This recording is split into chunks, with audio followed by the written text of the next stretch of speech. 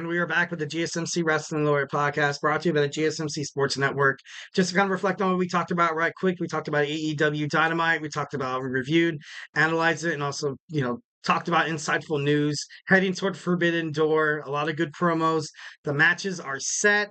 I still kind of think there's going to be one more match, especially after Rampage and, Collision, maybe on the pre-show. I wanted to see Willow Nightingale fight Chris Statlander in the second round on Forbidden Door. I thought that would have been really, really badass, but I don't think we're going to get it. Obviously, that's kind of on my AEW wish list. If you're part of AEW, you're watching this, make it happen, baby. Make it happen. All right. Well, before we move on any further, I want to remind you guys to use the GSMC, podcast.net. Shoot me your questions, comments, and concerns. There we go. The link is at the GSMCpodcast.net. Remember to like, subscribe, and follow the show. Also, the GSMC Sports Network for all your GSMC Wrestling Laureate news. Also, we have podcasts. We have a bunch of shows about sports, ranging from soccer, hockey, golf, you name it. We have it all. And be a part of this, this bloodline of sports podcasting in terms of the GSMC Sports Network. So, once again, the link is at the GSMC podcast.net. All right, so let's jump on into our second segment. We're going to talk about Thursday Night Wrestling preview. So let's start with TNA Impact. TNA Impact, we're on the road. We're on the road to Slammiversary happening in August, I believe, early August. Santino Marella revealed that there will be a Road to Slammiversary qualifying matches, happening on the show tonight. Also further on, so I guess the winners of these matches will be entered into a six-way match at Slammiversary for a shot at Moose's TNA World Championship. Honestly, off the top of my head, I can't really think of anybody that would kind of hang with kind of Moose right now with TNA, which makes me think that maybe a surprise factor. Obviously, I could be getting ahead of myself, which I, tend to do a lot. It's wrestling. It's wrestling. What do you want me to do? What do you want me to do? Brooks Jensen. Brooks Jensen from TNA has recently been running amok. He's, hasn't really been acknowledged, although, he's been shown through social media. His fiance reported him missing and then said, I'm sorry, we found him. And then, you saw him on NXT. And when I saw him, honestly, when I saw him on NXT again on Tuesday, I was like, all right, this is kayfabe. This is kayfabe. This is definitely, this is part of the story. This is part of the story. And the fact that the fact that WWE NXT will not really acknowledge him, constantly crashing the facilities, constantly, attacking WWE personnel, referees. He attacked Trick Williams. He was the reason why Shawn Spears was able to pick up the victory. So it's kind of crazy. It's a kind of crazy way. Obviously, part of the new Triple H Paul Levesque era of professional wrestling. You could kind of expect more things like this, maybe a lot of shocking, definitely using social media to their advantage. I actually did a segment about this, I believe, like 2 shows ago, when I was talking about how social media negatively impacts professional wrestling, but mostly, it creates positives. Definitely in terms of storyline placements, in terms of feuds, also trash talking. It's because everybody nowadays is on social media, especially professional wrestlers. Professional wrestlers have many accounts on various multiple social media platforms like Twitter, or /X. It's so weird that you call it X now. It's kind of crazy. Snapchat, Instagram, Facebook. So it's, I don't know, it's crazy. So that's how I feel like they're kind of handling this Brooks Jensen thing. I definitely think he's going to be one of the guys to fight Moose at Slammiversary. Slammiversary is one of the biggest pay-per-views for TNA. So it's only fitting that you have someone like that with that shock factor from WWE NXT. Make it to Slammiversary, or like maybe somebody else does. Maybe somebody else from WWE NXT takes the bait. Like, honestly, I would love that. I would love that. Next, we see you have Josh Alexander. He is revealed to be the first entrant. Nick Nemeth tonight fights Rick Swan.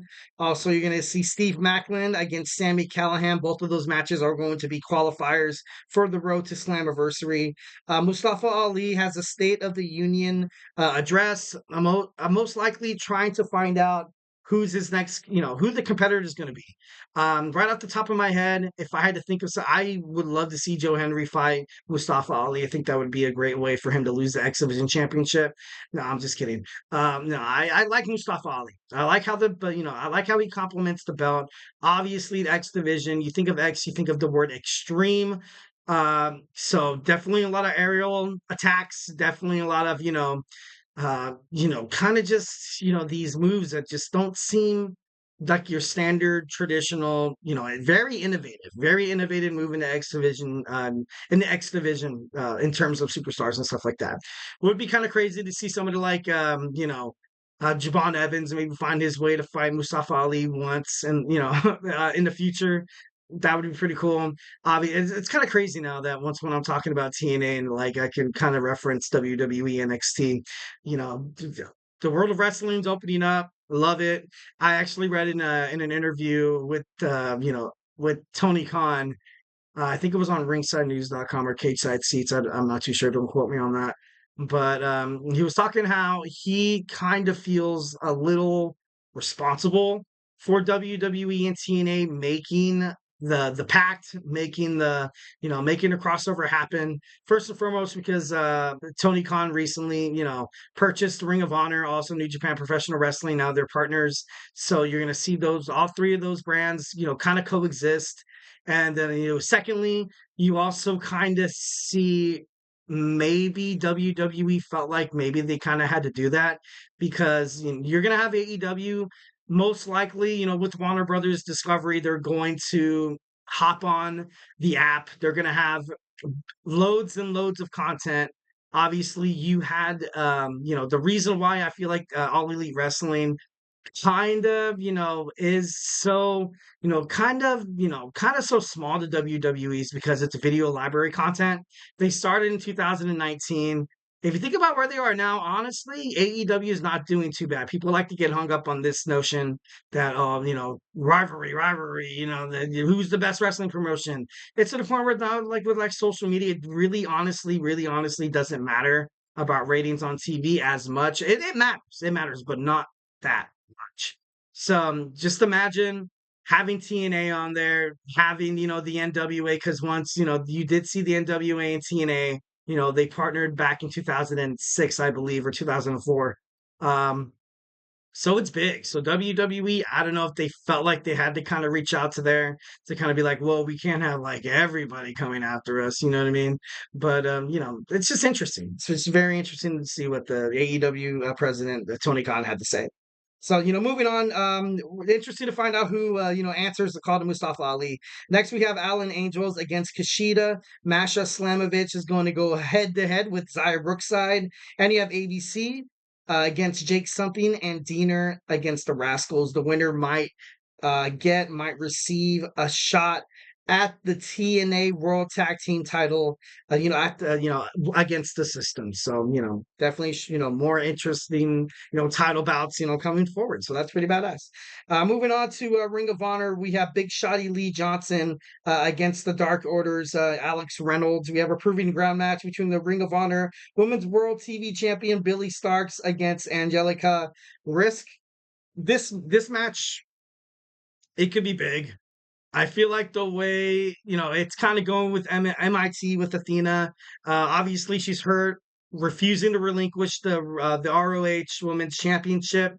She's the longest reigning champion. I don't see why she would relinquish it at all. But there's got to be some drama. There's got to be some drama in terms of that. You kind of, there's just so much domination in terms of professional wrestling right now. And like the system on TNA, like you're kind of seeing the bloodline heading toward another dominating faction, with WWE. And then you have the elite on, AEW. So I feel like Billie Starkz probably loses this match. Probably loses this match. And the last, we have the main event. We have Ring of Honor World Heavyweight Championship match against my man Mark Briscoe and Kyle Fletcher. This is the match that I've been dreading my whole entire life because I love both guys. Although Kyle Fletcher is part of the Don Callis family and most likely will be the reason why Will Ospreay will lose to Swerve Strickland, because Don Callis, especially what Will Ospreay said on Dynamite 2 weeks ago about how him not needing the Don Callis family. Um, it's, obviously you're going to see Will Ospreay attacked by Roosh, attacked by Kyle Fletcher, the Don, Trent Beretta. That's, kind of imminent at this point, kind of heading toward Forbidden Door. So Mark Briscoe, one hell of a man, one hell of a fighter. He's just incredible. And it's kind of sad because don't, I hope he doesn't lose the championship. But it's like, it's so crazy. It's so crazy. Mark Briscoe won the championship from Eddie Kingston about, I would say like 3 to 4 months ago, I believe.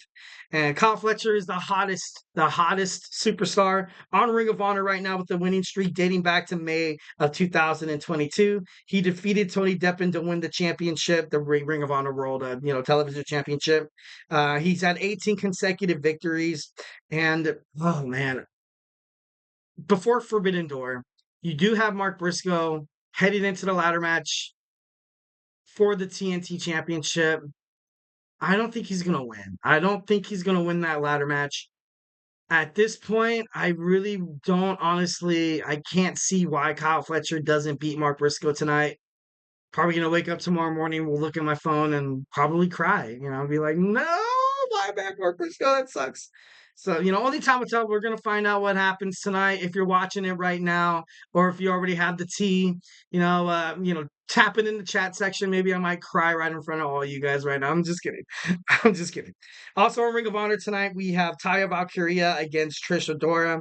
The Problem, Mina Shafir, also to make an appearance. We also have Lance Archer and The Righteous in trios competition. So a lot of good stuff happening on Ring of Honor. A lot of good stuff happening on TNA Impact. Well, guys, do not go anywhere. Our next segment, we're going to jump on into, Mercedes Moné reflects on her time with WWE. So, hey, do not go anywhere.